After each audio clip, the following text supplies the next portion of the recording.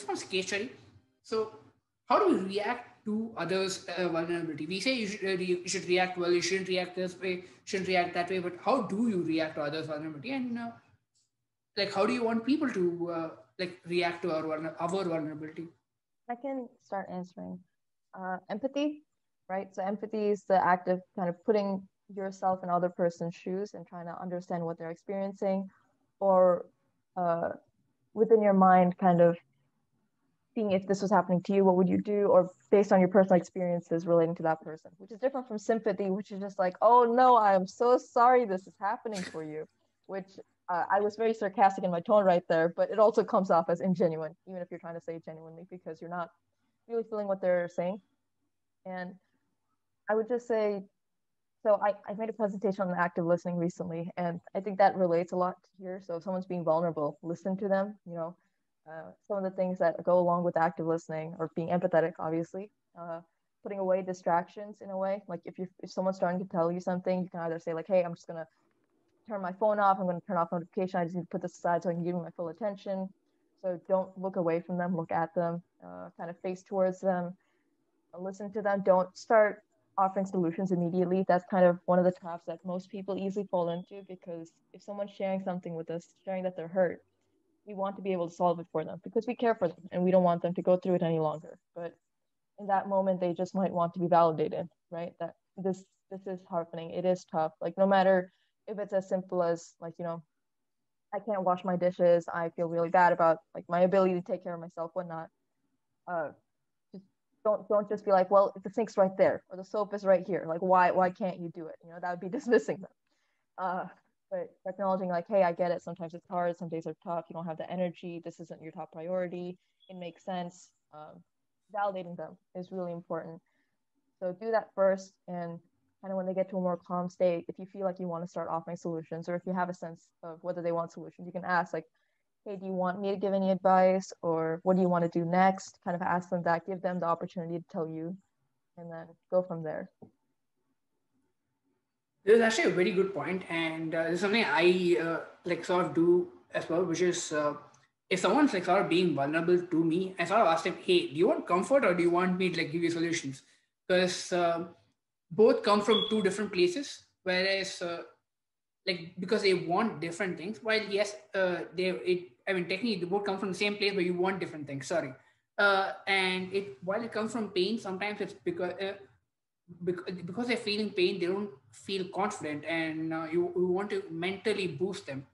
Whereas sometimes not really mentally boost them. They're feeling good. They just don't know what to do, and right now they're sort of like mentally saturated from all the work they've done, and they don't want to do all the thinking. And since you're available, hey, can you do the thinking for me and give me a solution? And I have read in this book, Men Are from Mars and Women Are from Venus, or the other way around.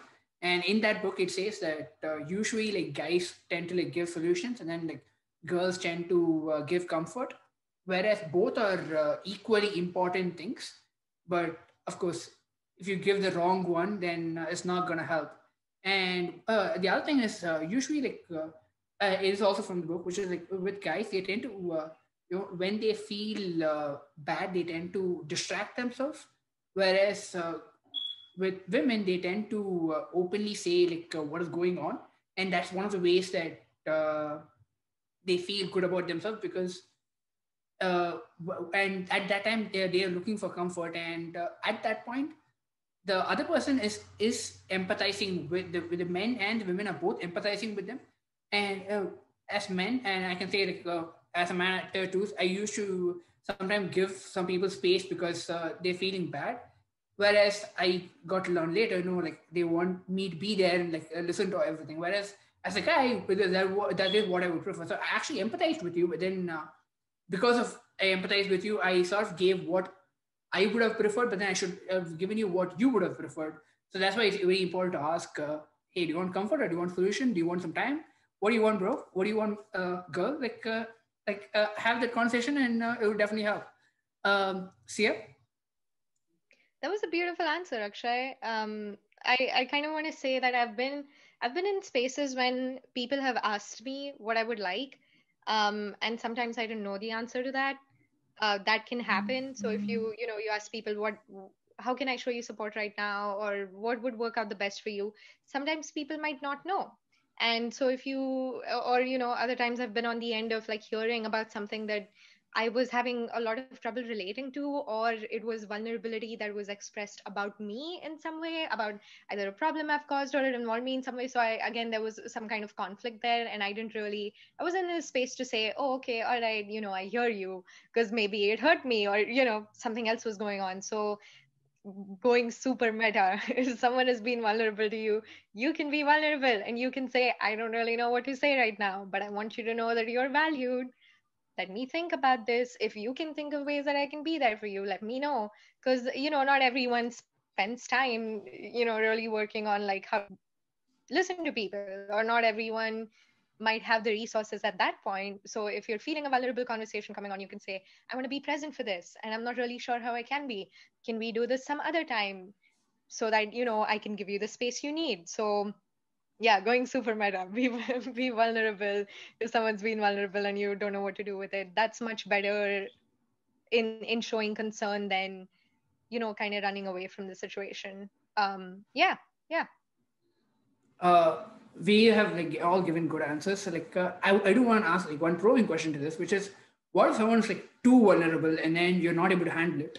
Like you want to be there for them, but then like, and they're being vulnerable, they're saying the right things, and you don't want to dismiss their feelings, you don't want to minimize their feelings, and you want to be there, and it's happening right now, and of course, if there were other people there, you can tend to say, hey, like maybe they can come in and be that person. But then when you're the only one there, and then like, you already have a relationship where they can be vulnerable to you, and that's why they're being vulnerable. Like, you guys are both parties have a good relationship, but now at that moment they're being too vulnerable, and you're not able to handle it. What do you do there? I think that's such a good question. In the past, when I've faced that with people, I've really tried to be honest with what's going on and why it's impeding me being the person for them, but then also very proactively giving them other options. I think that helps.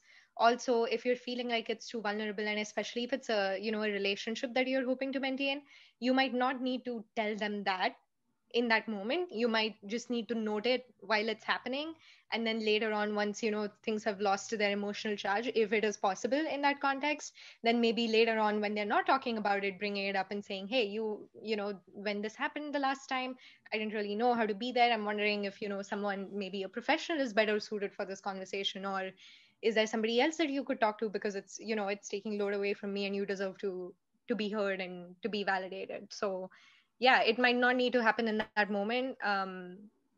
But when I have done it in the moment, it's not always been pretty. So just a disclaimer, if that happens, if someone's already been vulnerable, it might not be pretty, but set your boundaries. That's important.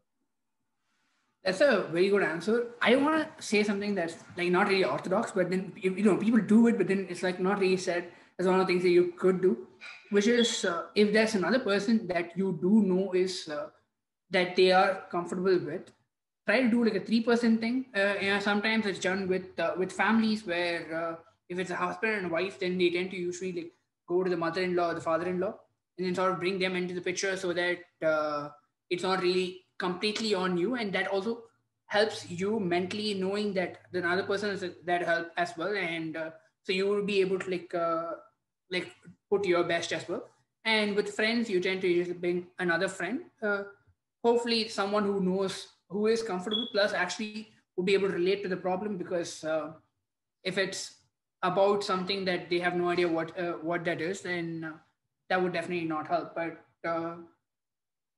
and usually the third person, if you can't find anybody, usually like a mother of the person being vulnerable usually works. But then if you are the mother and you are the one who's like not able to handle it, then that's an entirely different question. And if that is the case, maybe the father, or as Sia said, like therapist, like whatever needs to be done. But like usually like getting a third person that they are comfortable with, even if you might not be able to get a third person for the at the current moment, like as Sia said, take it easy, try to just be there for them, even if you're not able to handle it for the moment.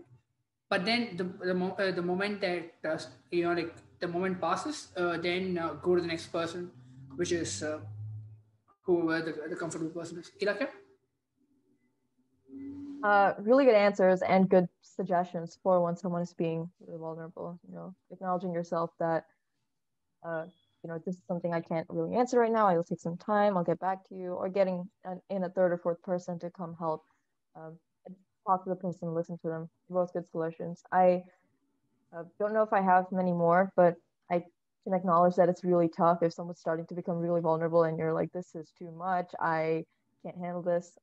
That's a really tough situation. And I'm thinking about, at least the scenarios I've experienced has been more like if someone's vulnerable right now, but I don't actually have the time in a way, like I have a commitment I need to go to. I can't stay here and listen to you as long as I should. I guess trying to very neatly and nicely say like, hey, this is really important, and you know, maybe I can come back and talk to you about this, or is there a different person you'd like to share this to right now? So even if you have to leave the situation, you can say, is there someone else you'd like to know about this, like a parent, a friend, someone else you could talk to? Can I help you get started talking to them right now? Or saying that I'll come back and talk to you about this later, and making a sincere effort to follow back up with them as soon as you possibly can. Those are other ways to help when people are being very vulnerable and you're not able to help in that moment. Thanks for watching. If you liked the video, make sure to like, comment, and subscribe. If you'd like to see more videos on the topic, make sure to check out our playlist where we answer more questions. We'll see you next time.